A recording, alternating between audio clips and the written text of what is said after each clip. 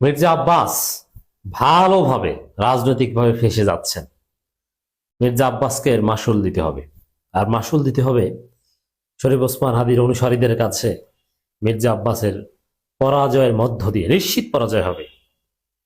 এই আলোচনার শুরুতেই বলে দিতে চাই, আমি একজন নাগরিক হিসেবে বলছি, ঢাকা ৮ আসনের একজন ভোটার হিসেবে বলছি,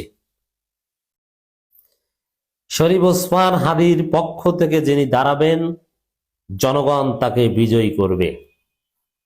শরীফ ওসমান হাদির রিপ্লেসমেন্ট হওয়ার সবচেয়ে বেশি যোগ্যতা রাখেন মাহমুদুর রহমান। এই হাসনাত আব্দুল্লাহ যদি এনসিপি ছেড়ে ইনকিলাব মঞ্চের দায়িত্ব নিয়ে দাঁড়াতে পারেন এটাও ভালো হয়, কিন্তু মাহমুদুর রহমান ইজ বেস্ট। এমনকি পিনাকি ভট্টাচার্যরা হতে পারে। পিনাকির সমালোচনা করে সুশীল সাজবেন না, পিনাকিদের কারণে বিপ্লব টিকে আছে। এ কারণে দেখবেন যে যারা ডিজিএফআই দালাল, ভারতের দালাল, এরা পিনাকিকে দেখতে পারে না, পিনাকির বিরুদ্ধে লেগেছে, মাহমুদুর রহমানের বিরুদ্ধে লেগেছে। যারাই পিনাকির বিরুদ্ধে লেগেছে এরাই মাহমুদুর রহমানের বিরুদ্ধে লেগেছে। অতএব এই দুইজন তো দেশপ্রেমিক, এতে কোনো সন্দেহ নাই। আর কিছু ত্রুটি বিচ্ছুতি সবার মধ্যেই থাকে। কথা বলছি মির্জা আব্বাসকে নিয়ে। এই মির্জা আব্বাসকে পরাজিত করতেই হবে, তবে পরাজিত হওয়ার সব গ্রাউন্ড রেডি। শরীফ ওসমান হাদির শাহাদাতের ফলে মির্জা আব্বাসের নির্বাচনে জেতার কোনো সম্ভাবনা আমি দেখছি না। তো দর্শক, শুধু নির্বাচনে জেতা বা পরাজিত হওয়ারা, মির্জা আব্বাস ভিলেন হয়ে গেছেন। এবং মির্জা আব্বাস যেহেতু সরোয়ার্দী কলেজ থেকে 3rd ক্লাসে ডিগ্রি পাস, ওরকম কোন স্মার্ট বা শিক্ষিত রাজনীতিবিদ না। এই কারণে পদে পদে আরো নিজেকে ধরিয়ে দেন। কোন জায়গায় কি বলতে হবে অতটা বুঝেন না। একটা জিনিস বুঝেন, কিভাবে গরুর হাটের ইজারাদার থেকে ব্যাংকের মালিক হতে পারেন, এইটা বুঝতে পারছেন। এর বাইরে কোনো স্মার্টনেস নাই। কখন কি বলতে হবে, কিভাবে কাউন্টার ন্যারেটিভ নির্মাণ করতে হবে, কখন চুপ থাকতে হবে, এগুলো বুঝেন না। এবং কখন ক্ষোভ দেখানো যাবে না। আমরা ভুলে যাইনি যে আমিরে জামাতকেও ভুয়ো ভুয়ো স্লোগান দিয়েছে শরীফ ওসমান হাদির অনুসারীরা ঢাকা মেডিকেলে, মির্জা আব্বাসকেও দিয়েছে। কিন্তু জামাত, আমিরে জামাত এরা পুরোটা স্বাভাবিকভাবে নিয়েছে, যেটা স্বাভাবিক। কিন্তু মির্জা আব্বাস হুমকি দিয়েছে যে আমি হুকুম দিলে এই হতো সেই হতো, কচু হতো, দোলাই খেতেন হুকুম দিলে, আপনি সহ মায়ের খেতেন, হুকুম দিতেন না, সাহস থাকলে একদিন দিয়েন। মায়ের কত প্রকার কি কি দেখতেন। গুপ্ত হত্যা চালাতে পারবেন, কিন্তু ওপেনলি মারামারিতে আপনার সন্ত্রাসীরা পারবে না। হাজিরা সন্ত্রাসীতে পারেনি, তার আপনি কি? এই মির্জা আব্বাস ওই সময়ে এই শরীফ ওসমান হাদির অনুসারীদের হুমকি দেওয়া এবং মির্জা আব্বাসের লোকজন ঝুমাকে যেভাবে বেশিং করেছে, এটা ছিল তার একটা ভুল। এই জন্য বলছে, যদি ঢাকা বিশ্ববিদ্যালয়ে পড়তো তাহলে মির্জা আব্বাস এই কাজ করতো না, অ্যাটলিস্ট চুপ থাকতো। জামাতের মতো বিষয়টা হাসি মুখে এই ভুয়া ভুয়া স্লোগান মেনে নিয়ে ওসমান হাদির পক্ষেই থাকতো।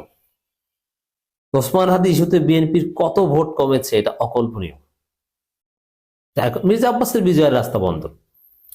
এই মির্জা আব্বাস শরীফ ওসমান হাদির শাহাদাতের পরও উল্টাপাল্টা আচরণ করছেন, যেটা তার রাজনৈতিকভাবে ফেঁসে যাওয়ার একটা আলামত। যেমন দেখেন, মির্জা আব্বাসের নির্বাচনী প্রতিদ্বন্দ্বী শহীদ হয়েছে মির্জা আব্বাসের এলাকার, ঢাকা 8-এর।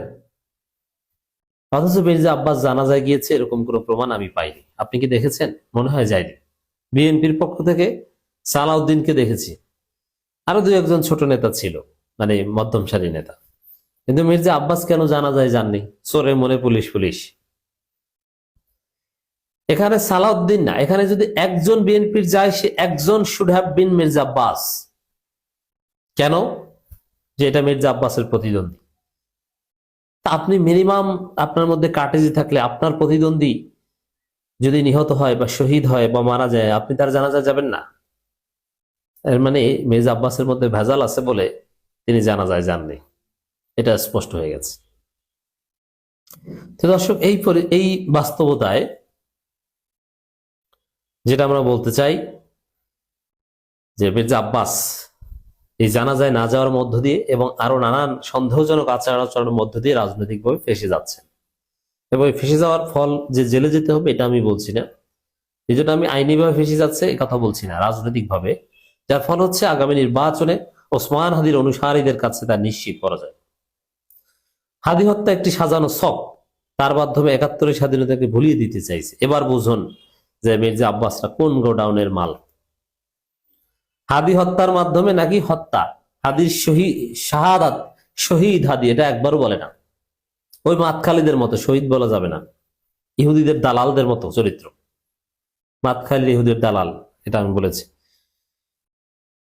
হাদি হত্যা সাজানো ছক, এর মধ্যে ৭১-এর স্বাধীনতাকে ভুলিয়ে দিতে চাইছে। চিন্তা করছেন?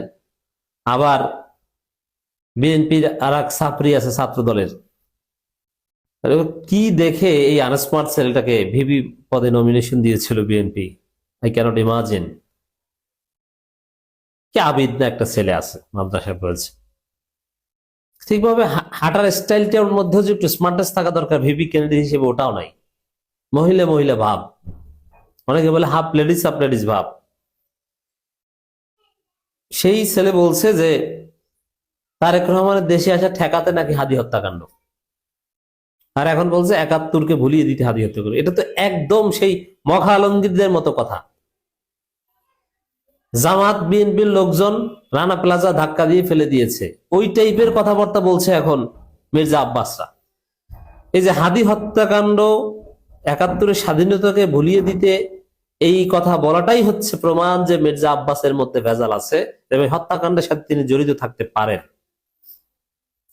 কারণ ৭১ বা এগুলোর সাথে কোনো সম্পর্ক নাই। এটা হচ্ছে যে যারা আওয়ামী লীগ বিরোধী, যারা আওয়ামী লীগকে আর কোনোদিন ফিরতে দিবে না, ফেসিবাদের কবর রচনা করছে, তাদেরকে টার্গেট করে হত্যা করা হচ্ছে। এবং এর মধ্যে যারা নো কম্প্রোমাইজিং, যারা সৎ, যাদেরকে কেনা যাবে না, তাদেরকে টার্গেট করে হত্যা করা হচ্ছে।